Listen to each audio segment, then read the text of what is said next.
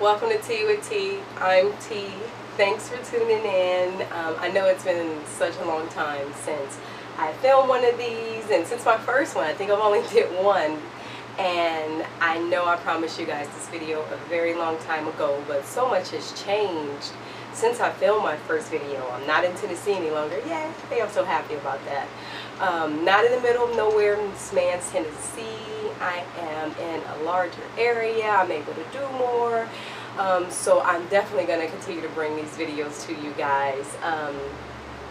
Life has just been crazy since my first one. I went to California for a few months and my grandmother passed. I got to spend some time with my family though, which was wonderful. And now I'm here in Michigan with my family, my small family on my fiance's side of the my fiance's family actually, and we're here and we're just chilling out, and I'm embarking on some new ventures. So it's been exciting, it's been fun, it's been an experience, I'll say that. So anyway, I'm back. Tea with T. I am drinking on some delicious green tea I got in at the Grove in Beverly Hills. When I was out in California, I was doing some shopping at the local farmers market at the Grove, which is a big shopping center for retail, but they also have a farmers market there. And I got this great tea by a local merchant in the farmers market there, Mansour Marcel. It is the Moroccan mint blend that they blend themselves, and they also have a restaurant that I actually ended up eating there that day. A French market, a gourmet market, an awesome place.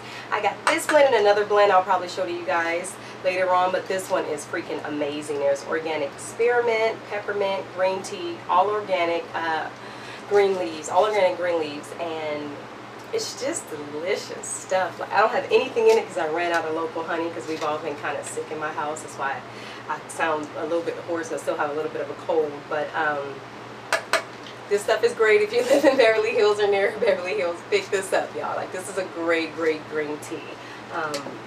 I love it. I really love it. And it's an actual loose tea, so I have this little steeper here that I put about a teaspoon in, and it steeps, it brews the perfect cup of green tea ever. And this stuff, you don't need any sweetener. It's just pure. It's delicious. It's organic. So we love that, and it's just really good. I probably can take this out now, but I like strong stuff. Who doesn't like strong drinks? Like, you gotta have a strong drink, right? And this one is just going to be for my people who have an idea, have a trade, they know they have a product or service that they can provide to their community, and they just don't know where to start. So this will be a really basic video. I'm going to try not to go into too much detail as not to make this a long video. I'm actually going to continue a series of small business videos. My next one will probably be on business plan writing, because I know a lot of people do not. They start small business and they don't write business plans. They just have this idea and they run with it, and then later on the line they're trying to figure out where did they go wrong. And business plans are very important, so I'll do a separate video for that, and a lot of different small business videos. I have another reason why it's taken me so long to film these videos is because I was still in school taking a Foundations of Business course through the University of Phoenix. It was a 2-year course, and I did the course for the knowledge. I researched a few courses and prices that they had online, and I didn't really want to go back to school to enter into corporate America, but I did want to learn a little bit more about the running a business aspects. As a banker, I know about the financing of a small business. I was a consumer business and a small business banker for a very long time, and I love the small business aspect of it, so I decided to go back to school to learn a little bit more about operating a small business, so that when I decide to open my small business, I actually have that particular knowledge and background. So a lot of the things I learned in that course, well, everything I learned in that course actually was great. I mean, it was geared directly toward what I wanted to know. And it really helped me grasp the idea of being a small business owner, or being even just a big manager or CEO of a business, or an investor. It helped me grasp the overall concept of it. So I'm going to bring you guys what I've learned in my experience of being a banker, as well as just recently in school. And I'm actually starting a small business for myself, and I'm working with a lot of small business owners. So I'm going to bring you guys all the tips and tricks that I've learned through experience in my education. So just to give you a little bit more background as well, if you're a new subscriber, if you don't really know me or follow me on Twitter, or or just know me personally, this is why I'm doing these videos. I want to educate the masses. I said that in my very first video. You can check that out. And let's get started. So you want to own a small business. I got to take a sip of my drink. Because after hour, you are having tea with me. I hope you guys got your tea out there and your notebooks, because I'm going to give you a few tips. Small businesses can be identified as a business who makes as little as revenue as $50,000 a year, or as much as, and I would go up to at least $500,000 a year. You can still be considered a small business if you make revenues up to $500,000 and $1 million, depending on your amount of employees and things like that and how you operate. But once you pretty much get up to making $1 million, you probably won't be a small business any longer, depending on the type of business it is, because people can brand themselves as small businesses. So that's the wave now, especially with social networking and things. Everyone is starting to brand themselves and brand their ideas. So, and it's really good. I think it's amazing. I think there's so many people in the world who are very talented and have these minds, and you know, we go to work for corporate America and we kind of lose our sense of self-worth, like our sense of who we are, because we don't actually embark upon our talents and things. So that's just something to think about. You yourself can be a small business if you have a product or a legit service to provide to the community. Say you went to beauty school and you are a licensed beautician and you can't find a job anywhere in a salon, or maybe you just know how to do hair, you know how to braid, you know how to do sew-ins, you know how to cut, color. Maybe you just have a knack for that sort of thing, and you have a few clients that come back to you often, and you just really feel like that money comes and goes because, you know, it's fast money.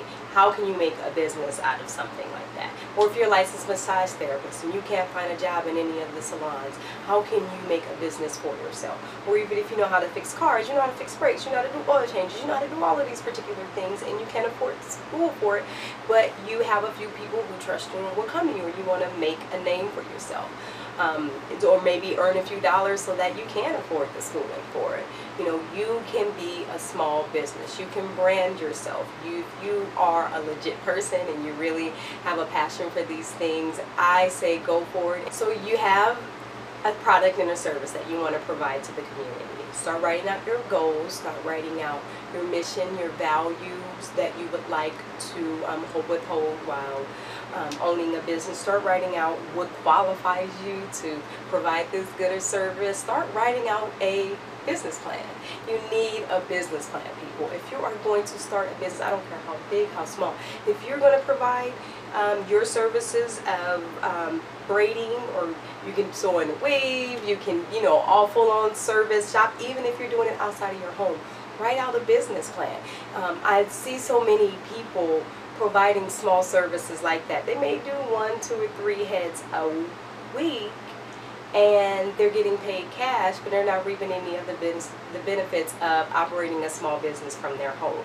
So when you're doing something like providing a good or a service to a community and you're good at it, start thinking along the lines of, hey, maybe I can open a small business. Why not? Because you are missing out on the benefits of owning a small business and operating out of your home. There's a lot of tax benefits involved, and there are a lot of just all around comfort benefits. You know you have a trade that you can fall back on. So start thinking along those lines.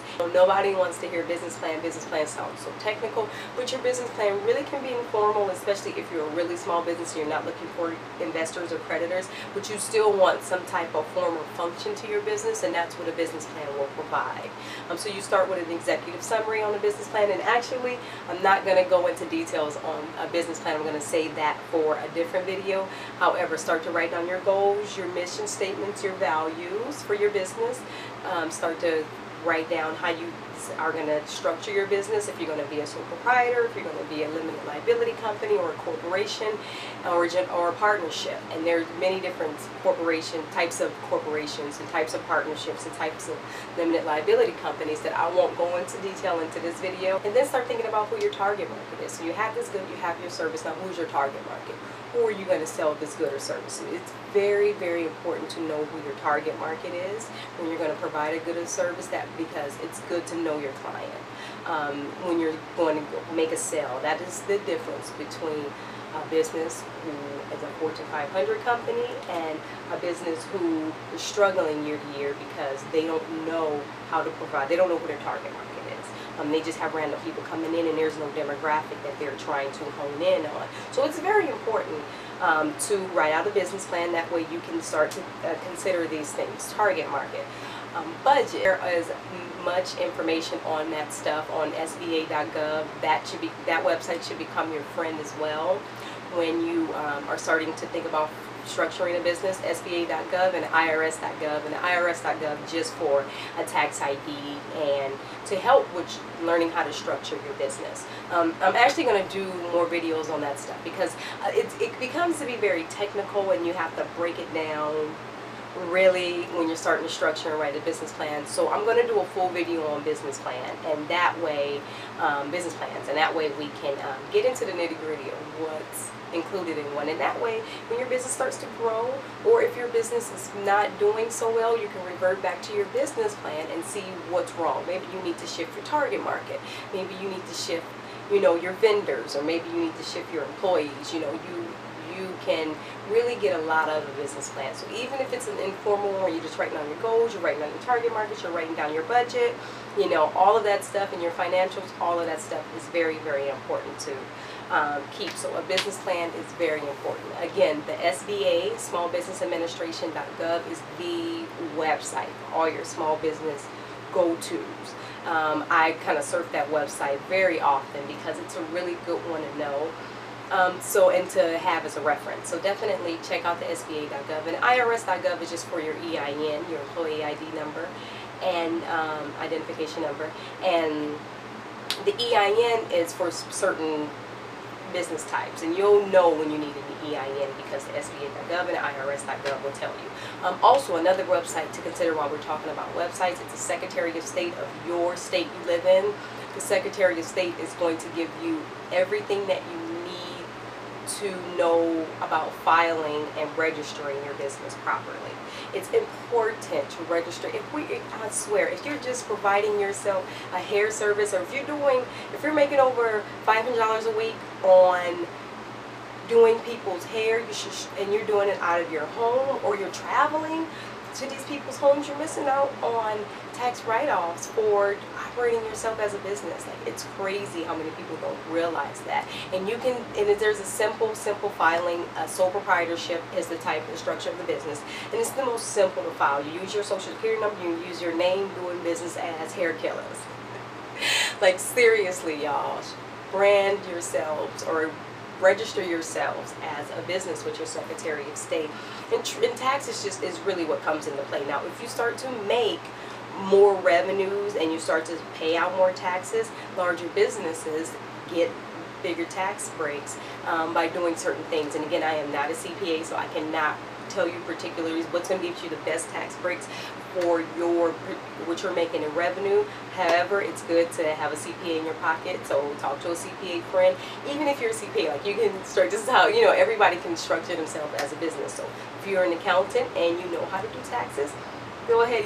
I mean, these people know these things though. I'm talking to my people who out here, and we doing hair, and we're going to fix cousin Ray Ray's car, and you know, we're providing moving services for everybody because we got the big truck. Like, seriously, y'all, think about these things, especially if you need money on the side and you can make extra money as well as have some extra tax deductions at the end of the year for doing these things. Like, come on. You know, if you're the type of person that goes down to the local flea market and you sell things and you buy things cheap and you sell things cheap at the local flea market just to make a few dollars, definitely you're a business.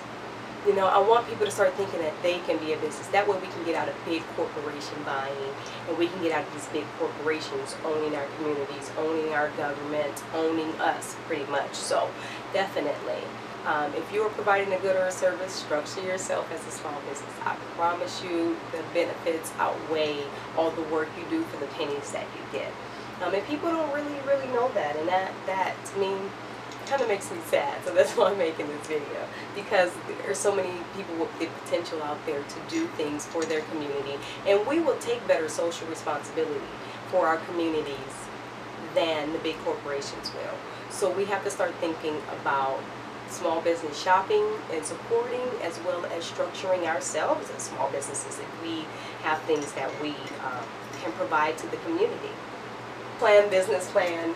Business plan, y'all. I cannot stress business plan. And it can be informal, like I said. Get a notebook, like I have my little notebook here, and I'm flipping to make sure I touch on all the points I want to. Get a notebook, write everything down. I have like 8 million notebooks in here. You file your applicable paperwork with the county recorder's office, or your county recorder's office, or the state, whatever your Secretary of State tells you, and you're a business now. And then all the monies that you take in, you record. There are many templates online that will that you can download through Excel or through whatever there's many templates online that will be your recording books for you. Go to Staples, buy a receipt book, keep record of everything you buy for your business and everything that you are selling. If you are starting to if you want to operate a small business, don't sell anything until you have a proper structure for your financials, meaning you have a business banking account. That is the very first thing. If you are purchasing materials, you don't purchase the materials out of your personal account. You take money out of your personal account. That's going to be called your capital. You, as the person, you're investing this capital into your business, so you put that into your business account. There's many banks that offer business accounts with low monthly maintenance fees, and there's some that may be free, like credit unions and things. That's another video for you guys that's coming, because that's important. As a banker, I want to talk to you guys about banking practices, consumer and business wise. So that definitely will be a video that's coming soon. So the money that you take out of your personal account, that is going to be cash. It's going to go in the business account as cash, but that is now hair killers capital. So then when you go to buy needle and thread, when you go to buy hair, if you want to sell that hair to your clients, when you go to buy shampoo and lotion and all the materials for your business, it's coming out of your business account, not out of your personal account. You need to keep those. I cannot stress enough how much that needs to stay separate. Business is business, personal is personal. That way, and with sole proprietors, it matters for tax purposes and to make sure that when you're audited, you're not being, those types of things. Because with sole proprietorship, somebody comes after you, they're coming after all your assets, but business and personal should really stay separately for every business. It doesn't matter what the structure. It could be an S corp, or it can be a sole proprietorship. Like seriously, business cash, personal cash separately. Every expense for business is out of this business account. So if you are traveling to go to someone's house and you need to get gas, you need to pull money cash out of your personal account and put in your business account and use it. Or if you're going to just use cash, you need to keep that receipt. But I highly, highly recommend you taking that cash and you putting it in your business account and you using a business account to get cash, to get anything that's going to be business related, and that's for tax purposes, and that's just for proper bookkeeping. You cannot own a business and run a business and that business be successful and your books are on point. So you need to learn a little bit about accounting if you're going to be a small business owner. And maybe you got money, so you're investing in a franchise and you hire an accountant. That's fine. Just make sure that you know your books. It's important for business owners to know their own books, to do their own. That way they don't get got. Like so many people get got, and so many people have fraudulent people working for them doing their books because they don't know. They just don't know. So businesses fail because small business owners don't know how to properly keep books. It's important. But again, that's another video I'm going to bring you guys. Something simple. I'm going to bring us a simple bookkeeping process, and maybe I'll do a template for people to contact me about, and maybe, but I swear you can just Google business expense form, business financial reporting, and there will be some templates that you can use online. The worldwide net is an amazing resource. Use it for the good stuff, not the celebrity gossip. And the last piece of advice I can give to you is just to do work. Do your footwork, do all your planning, have everything operating. Set a date that is going to be a date for your official grand opening. Hype up your marketing, have everything set up, and then launch. I know so many people who are opening small businesses, and they do everything so sporadically. Like they'll have a website one day, they'll add on, you know, things, or they'll start selling stuff, and then they don't have a website, and people, they're promoting on Facebook, and they have people all in these different regions, and we're asking, how can we see your merchandise, and you don't have a website. You know, you have this, you know, so you only promote regionally, only promote what you can provide. People do these sales, and they don't have enough product on hand to sell to people, and their customers are waiting 1 and 2 weeks for their things. So if you're going to provide a service or provide a good, make sure before you start selling that good, you have extras on hand. You got to do your footwork with marketing as well. Now with the social networks, we have we have Instagram, Facebook, YouTube. You know, think about what are going to be your most effective marketing tools for your target market. Again, that goes back to knowing your target market. Know what is going to be the most effective tools for marketing, and only use those. Know your social networks and how to use these things. I can't stress enough how many people have business accounts and business pages, and they are actual pages where people who want to know more about their product have to friend them first. That's so annoying to me, when they have actual Facebook business pages that people can just like and see what they would like to see on their own timeline. So it's important to know, you know, how to use your marketing tools. Do footwork. If you're just providing a service to your community, you got to be the face of that community. Get out into your communities and do that footwork. Know your target market. I mean, I think that's like the biggest piece of advice I can give you guys, other than your financials. Like seriously, so that's all of this stuff is important. So yeah, that's pretty much it, y'all. I hope you guys have found this video informational. I hope you guys have enjoyed this video. I know it's pretty boring, but I really wanted to get this information out to you guys, and get people who need help structuring small businesses, just what I think you guys really should be focusing on. And definitely knowing your books, definitely knowing your target market, and actually registering yourselves and operating as a small business if you're providing a good or service. That's all, guys. That's all I have for right now. I'm definitely going to get those other videos out, I promise. I'm going to write them down once I edit this video so I can remember what I said. And let me know which one you guys would like to see next. Let me know what questions you have. Email me, Facebook me.